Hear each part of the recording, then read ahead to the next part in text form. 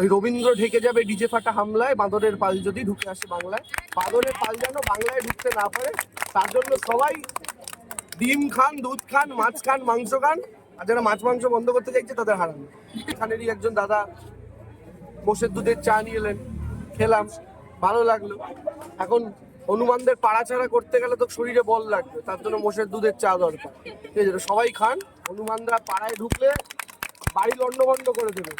শুনুন, প্রতিবেশীর সাথে প্রতিবেশী মাঝে মধ্যে ঝগড়া হয়, প্রতিবেশীর সাথে প্রতিবেশী মাঝে মধ্যে মনোমালিন্য হয়, কিন্তু পাড়ায় যখন বাঁদর ঢোকে দুই প্রতিবেশী একসাথে বাঁশ নিয়ে তাড়া করে, কারণ হনুমানটা ঢুকলে সবার বাড়িই নষ্ট করবে।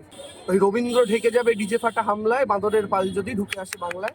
বাঁদরের পাল যেন বাংলায় ঢুকতে না পারে, তার জন্য সবাই ডিম খান, দুধ খান, মাছ খান, মাংস খান, আর যারা মাছ মাংস বন্ধ করতে চাইছে তাদের হারান।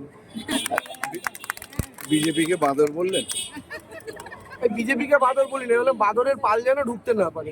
এখন আপনার এটা মনে হয়েছে বিজেপি মানে বাঁদর, তাই আপনি প্রশ্নটা করলেন, আমি কিন্তু বলিনি, প্রশ্ন আপনার।